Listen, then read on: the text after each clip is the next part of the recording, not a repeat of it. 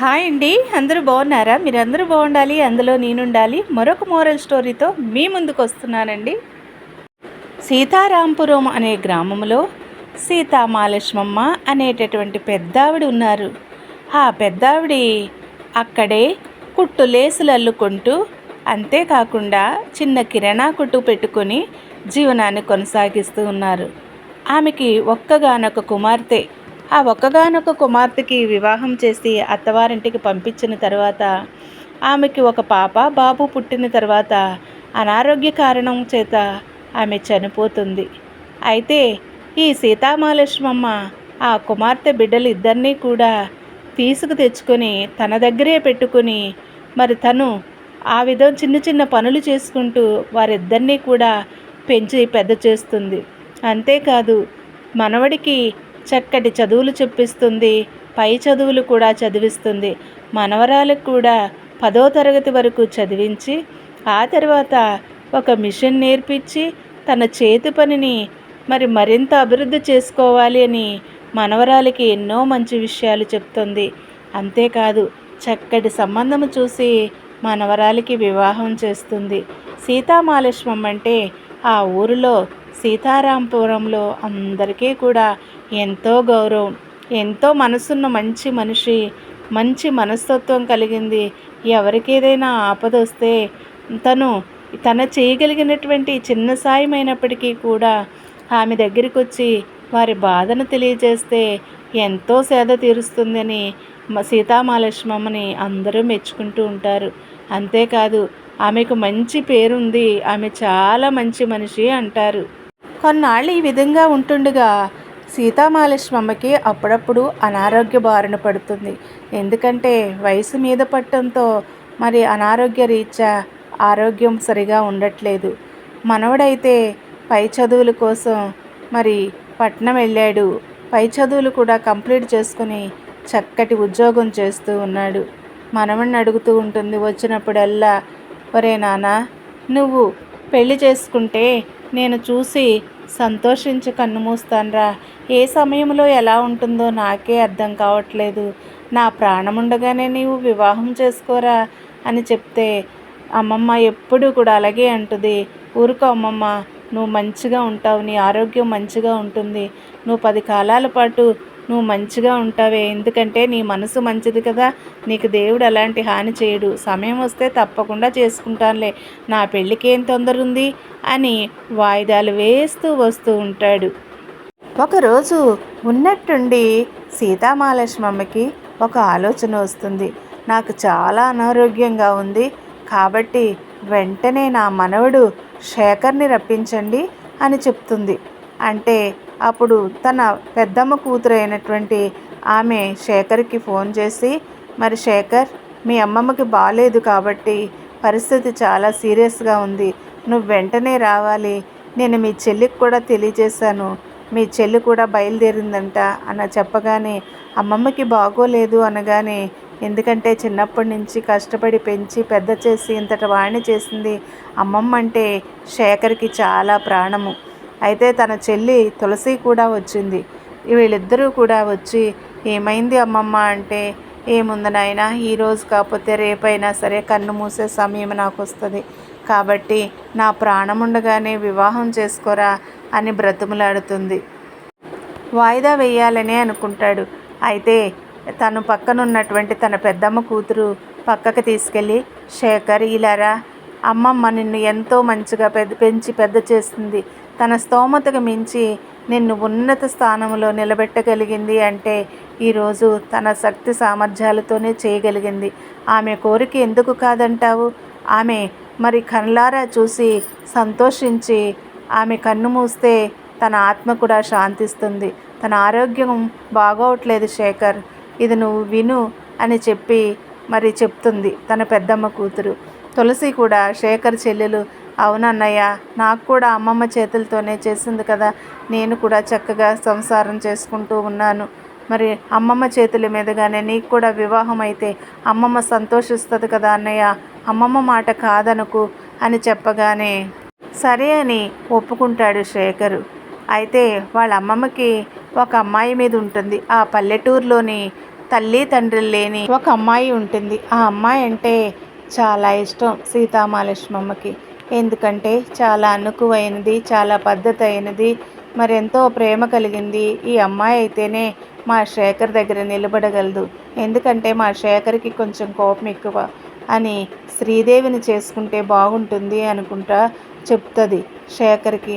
అయ్యో ఆ పల్లెటూరు ముద్ద, అది ఎంతసేపు కూడా ఇంత పొడుగు జడేసుకుని తల నిండా ముఖం నిండా ఆయిల్ రాసేసుకుని 4-5 మూరల పువ్వులు పెట్టుకొని ఇంత బొట్టు పెట్టుకొని తిరుగుతుంది. ఆ పల్లెటూరు ముద్దును చేసుకుని నేను పట్నం ఎలా తీసుకెళ్ళను అమ్మమ్మ అంటే, అలా అనక నాయనా, రేపొద్దున్న ఆ అమ్మాయే మంచిగా మారుతుంది. చాలా పద్ధతి అయింది, చాలా తెలివైంది కూడాని. నువ్వు కాదనుకు నా మాట అని చెప్పి మరి చక్కగా శేఖర్కి వివాహం చేస్తుంది అమ్మమ్మ. వివాహం చేసిన తర్వాత సీతామహాలక్ష్మమ్మ మరి శ్రీదేవిని పిలిచి మరి కొన్ని నగలు అలాగే కొన్ని కానుకలు ఇచ్చి, అమ్మ ఈ నీ దగ్గరే ఉంచుకో, నువ్వే పెట్టుకో, ఇగో ఈ కానుకలు, మీరు ఒక గుడికి వెళ్ళాలి, నేను ఆ గుడి ఏ గుడి అనేది చెప్తాను, కాబట్టి ఈ గుడికి వెళ్ళి నువ్వు మొక్కుబడి తీర్చుకోవాలి అని చెప్పేసి ఆ యొక్క శ్రీదేవికి చెప్తుంది. అలాగే అమ్మ తప్పకుండా అని చెప్పేసి తన బట్టలు అవి సర్దుకొని మరి శేఖరు పట్నం వెళ్ళడానికి సిద్ధమవుతాడు. ఈలోపు కొంచెం ఆరోగ్యం కోలుకుంటుంది అమ్మమ్మకి.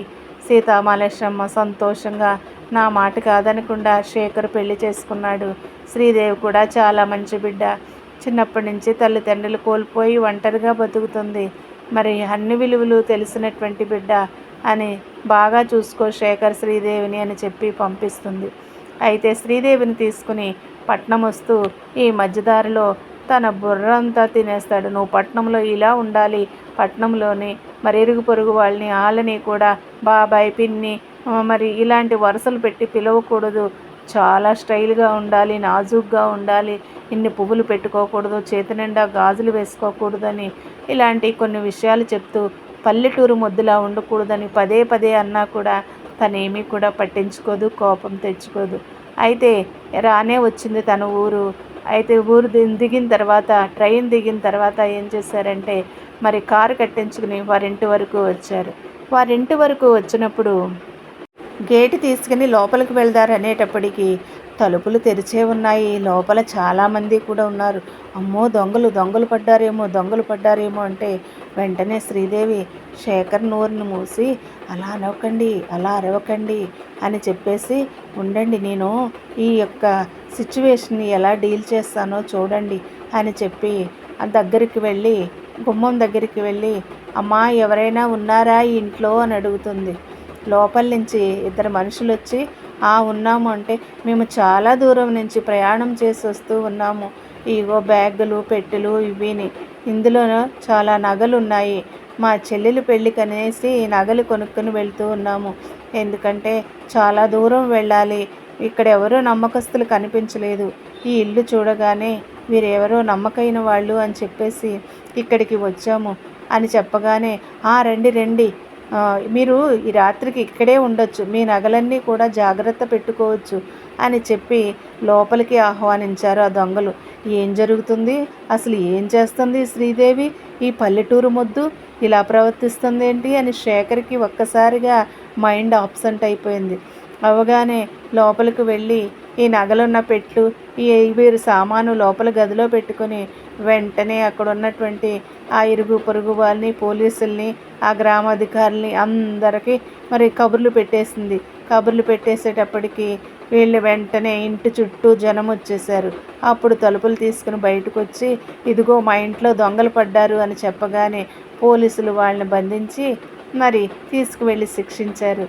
ఆ యొక్క ఊరు వాళ్ళు మరి శేఖర్ కూడా మనసులో ఇది చాలా తెలివైంది, పల్లెటూరు ముద్దనుకున్నాను కానీ అమ్మో శ్రీదేవి తెలివితేటలు బాగానే పనిచేసినాయి కానీ అనుకుని అప్పుడు అడుగుతాడు, ఏంటి నాకేం అర్థం కాలేదు, ఇదంతా చేసే బదులు అక్కడే దొంగ అంటే కనుక మరి వచ్చి పట్టుకుంటారు కదా అందరూనంటే, ఈలోపు దొంగ అంటే మనం ఏం చేసాము, వచ్చి అడిగాము, ఈలోపు మన ఇంట్లో ఉన్నటువంటి సామాన్లు వస్తువులు అన్నీ వారు దోసుకున్నాయన్నీ మూటలు కట్టుకుని రెడీగా ఉన్నారు, కాబట్టి ఆ మూటలు అట్టుకుని పారిపోతారు, అదే మనం ఇంట్లోనికి వచ్చిన తర్వాత జాగ్రత్తగా ప్లాన్ చేసి ఇలా మాట్లాడటం వల్ల మన వస్తువులు ఎక్కడే ఉన్నాయి, మనం తెచ్చుకున్న నగలు మన దగ్గరే ఉన్నాయి.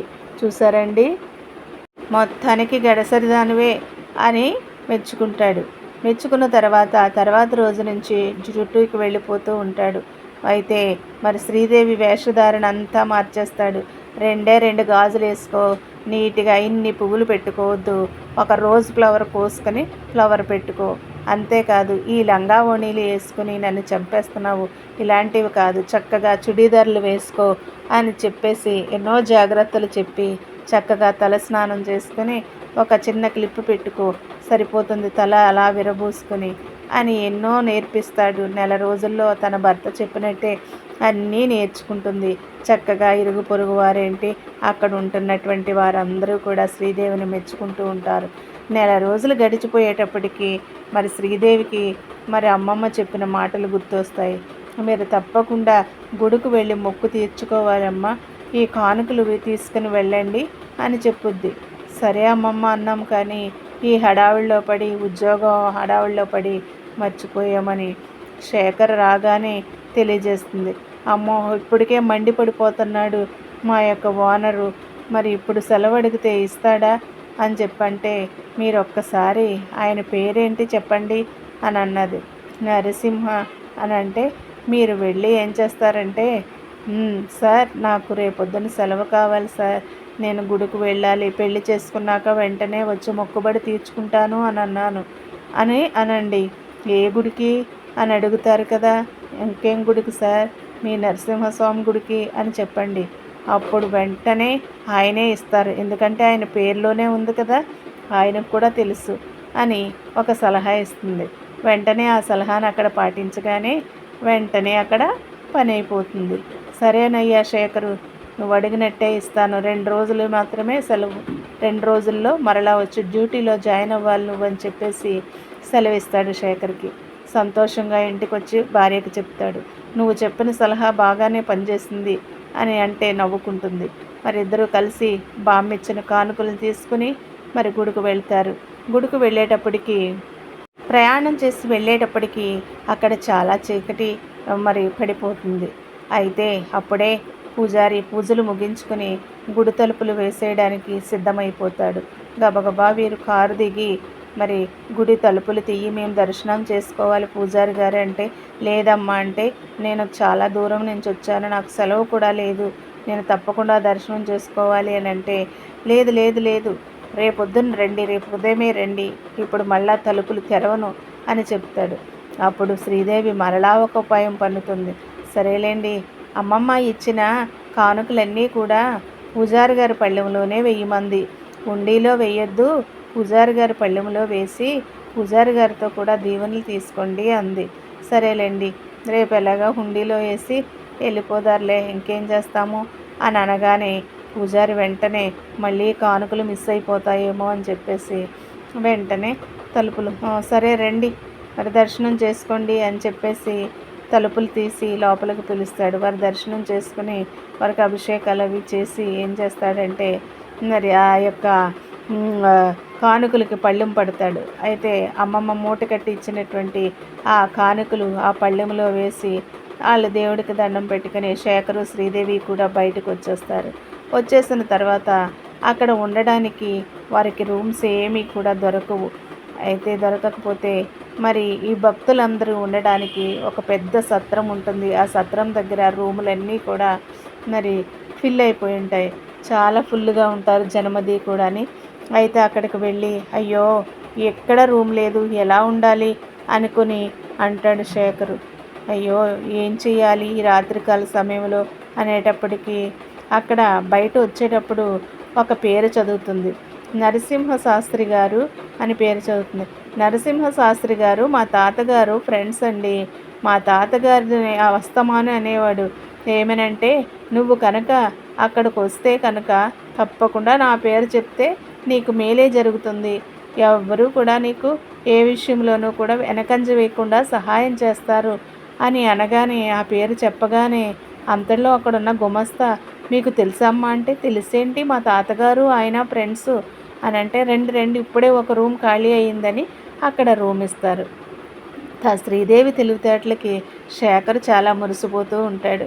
ఇది పల్లెటూరు మొద్దు అనుకున్నాను కానీ చాలా తెలివితేటలు, సమయస్ఫూర్తి చాలా ఎక్కువగా ఉంది శ్రీదేవికి అని చెప్పేసి చాలా సంతోషపడుతూ, నువ్వు భలే మాట్లాడుతున్నావు, మీ తాతయ్యకి నిజంగా స్నేహితుడా ఆయన శాస్త్రి గారు అంటే, ఊరుకోండి మా తాతయ్యకి స్నేహితుడేంటి, నేను వచ్చే దారిలో అక్కడ పేరు చదివాను, ఒక రాయి విసిరాను, ఒకవేళ పని అవుతుంది అనుకున్నాను, కానీ ఖచ్చితంగా పని అయ్యింది, ఆ దేవుడి దర్శనము అయ్యింది, మనకి ఇక్కడ రూము మరి సేద తీర్చుకోవడానికి రూము దొరికింది కదా, ఇంకెందుకు సందేహము ప్రశ్నలను, హాయిగా రెస్ట్ తీసుకోండి అని చెప్పి పడుకుంటారు. పడుకుని ఉదయాన్నే లేచి మరి ఇక్కడ షాప్ ఉంది, మా చెల్లి తులసి నగలు ఇచ్చింది, కొన్ని పాత నగలు ఈ మార్చేసి మనం కొత్త నగలు తీసుకోవాలి అని చెప్పి అనుకుంటారు. అనుకుని వెళ్ళిపోతారు. అయితే నగలేమో పెట్టెలో ఉండిపోతాయి రూములోను.